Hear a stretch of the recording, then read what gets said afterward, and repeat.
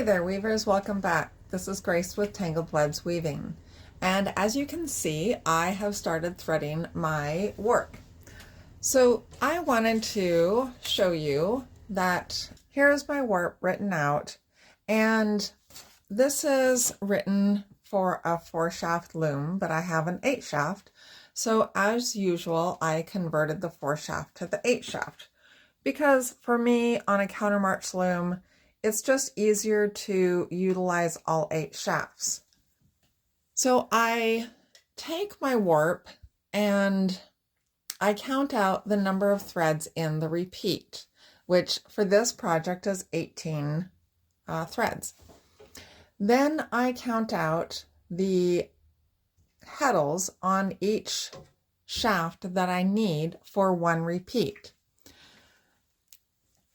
Then it's just a matter of following my draft and threading the heddles. Now, a lot of times I use my fingers to thread the heddles because with the Texsolve heddles, it's pretty easy to do it that way. However, this yarn is quite thick. As a reminder, we are threading at 6 ends per inch. So I'm using a threading hook because to thread this with my fingers, once you fold that yarn in half and then try and push it through the heddle, it's just a lot faster to do it with the hook.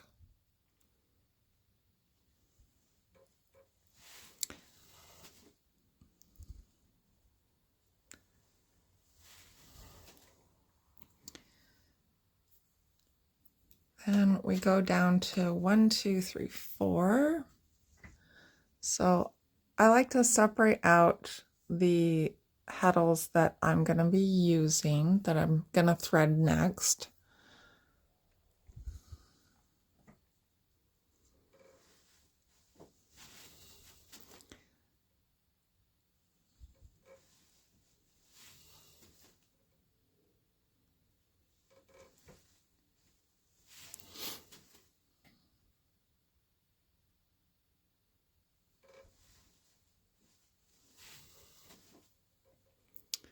And then we're going to go 3, 2, 1. So this is I think it would be a broken point twill, or maybe just a point twill.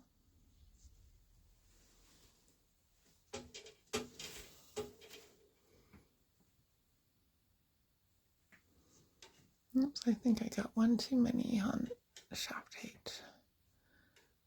4, 5, 6, 7, 8. Yep, I do.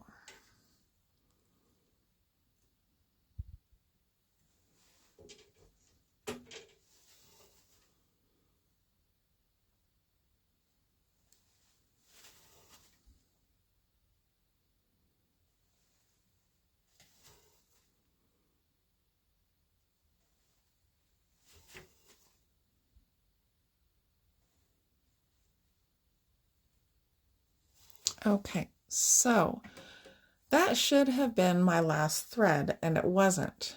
And I have an extra heddle back here, so somewhere along the line I have messed it up. So that's why I do them in repeats of 1 repeat, so that I can figure out where along the line I messed up. So I know the first set is 3, 4, 5, 6, 7, there it is right there, 8, of course, all the way back there.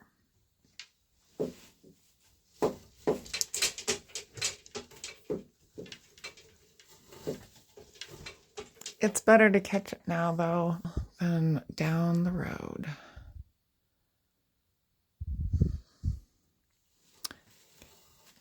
Eight.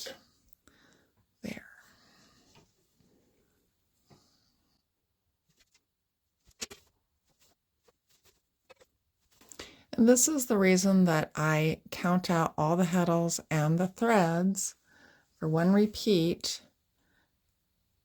and then thread it so that I make sure I don't have any threading mistakes.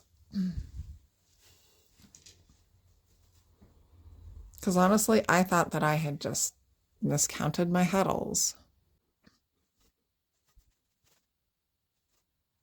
No more threads left, no more heddles left. At least I know that if there's a threading error, it's within that section and there's enough heddles in there and enough threads in there to fix it if I have to. But I'm pretty confident that it's not, there's no threading errors. Right, so now we need to move on to the next set. So now I am to the middle of my warp and I need to move to the left side.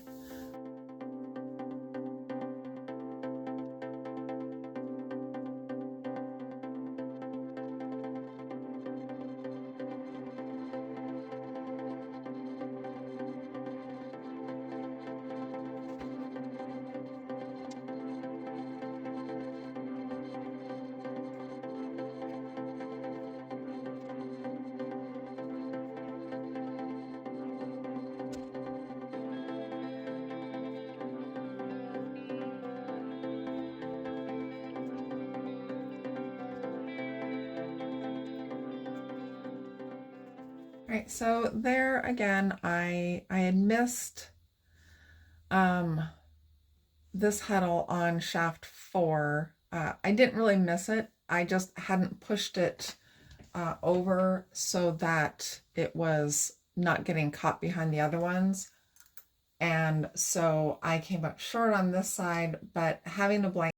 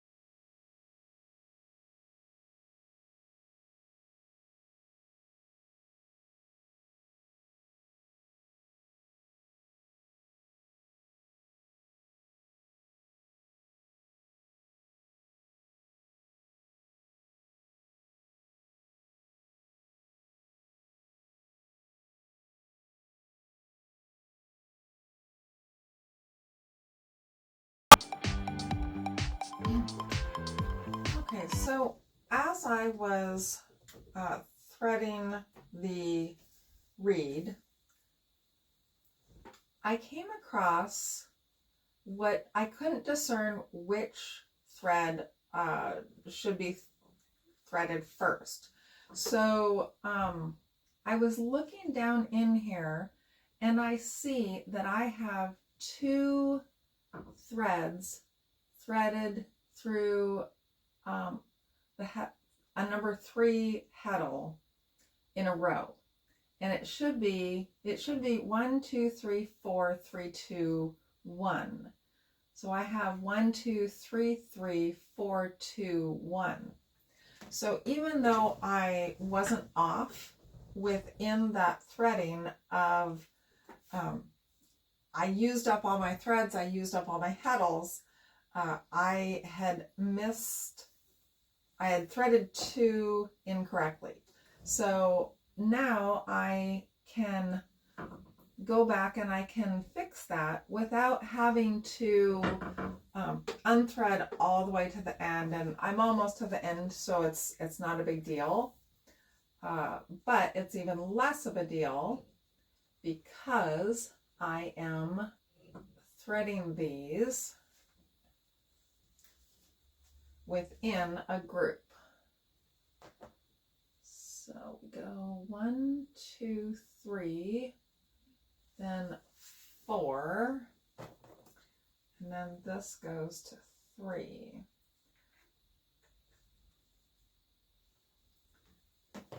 So it's always good to double check, and once I get this done, I will go back and check all my threading. And I probably should have done that before I threaded the reed, but I didn't.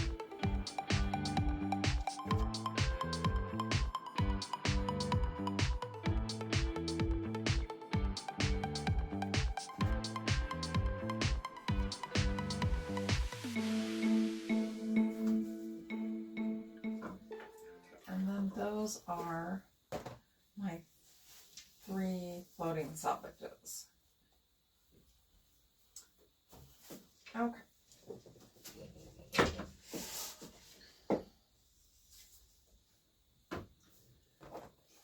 So now I think I'll go ahead and take the opportunity to check that threading. So I'm going to release my brake so that I can get a little more slack, and I'll just drop that down, and then that will allow me to see my heddles a little bit easier. So I did find one threading error on the very end. I went with a 1 instead of a 3, and there was 1 cross thread, so it paid off to go through and check all that. Now I'm going to divide it up into bouts of 6, which are 1-inch bouts, and then I will tie a overhand knot like this, and then I can lash on. First, I am going to set my beater bar in place so it will pivot.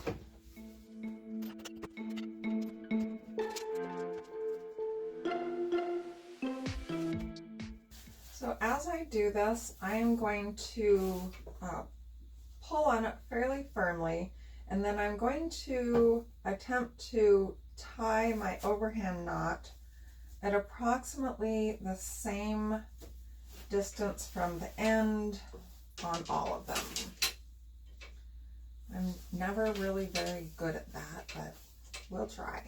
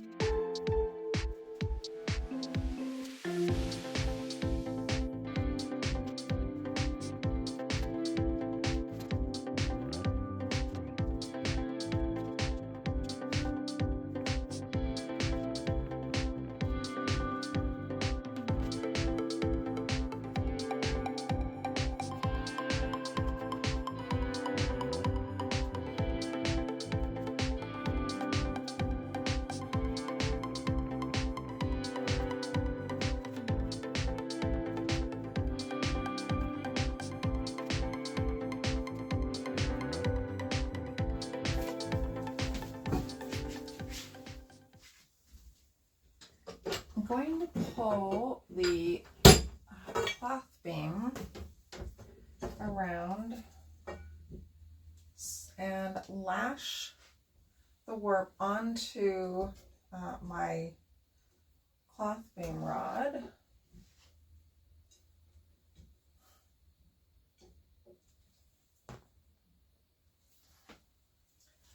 And I'm going to push this back a couple notches. Maybe one more. Okay. There.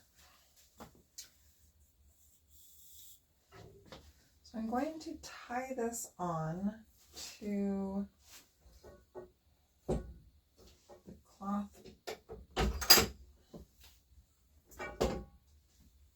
my apron rod.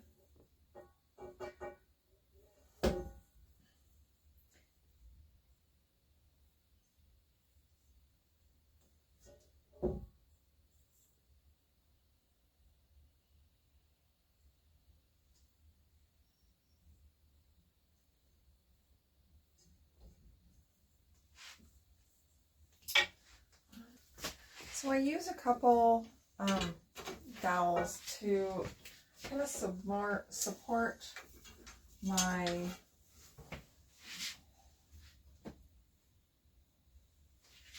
apron rod until I get this worked on. So the way that I lash on is I've tied some sturdy, well, first of all, I wound some sturdy cord onto a bobbin, and this doesn't stretch, and it's very, very tough stuff, but it's a little bit slippery also.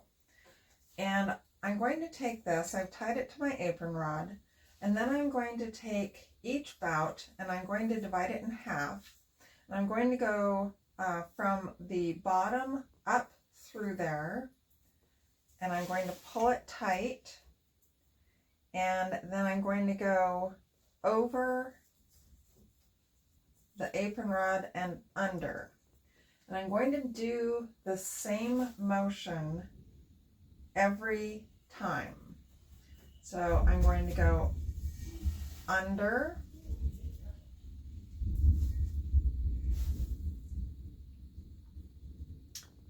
and then over, under.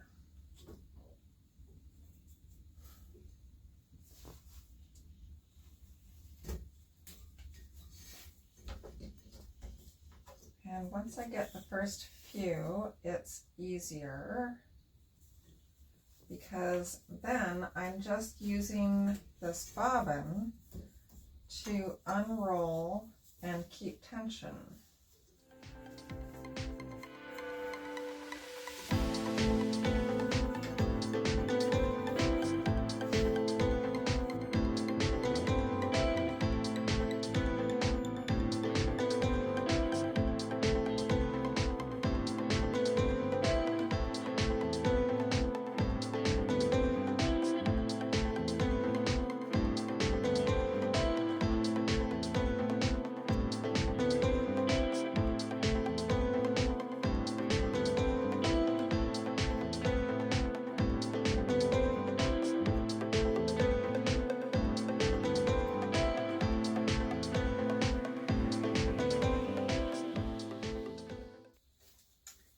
Now, when I get down to the last bout here, I'm going to wrap it around my apron rod several times.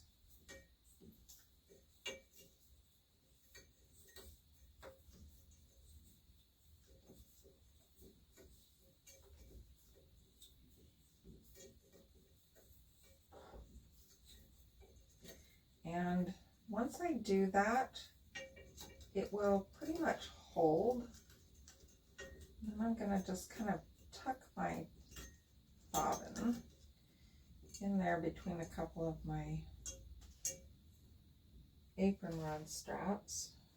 Okay. Then I'm going to go back and I'm going to feel my warp. And I can feel that, as with most warps when you tie them on, the part where you finish is always tighter than where you began. So I'm going to pull on the lashing cord and tighten these up and just work my way across. And I'm not tightening like a huge amount. I'm just kind of feeling and taking up the slack. But the further across I get, the more it takes up.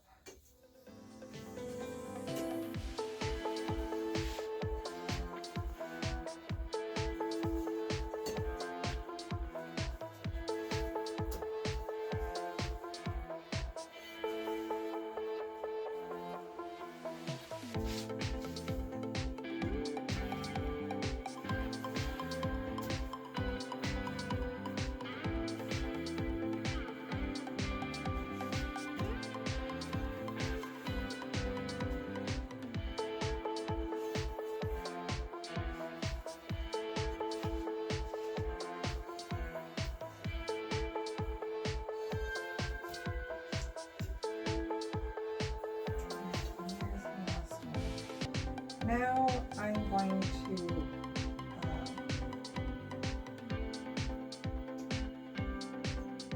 to spin this part that I wrapped. I'm just going to spin it so that it takes up the extra slack that I created when I pulled the tension across. So then I'm going to feel my warp again, and that feels pretty good.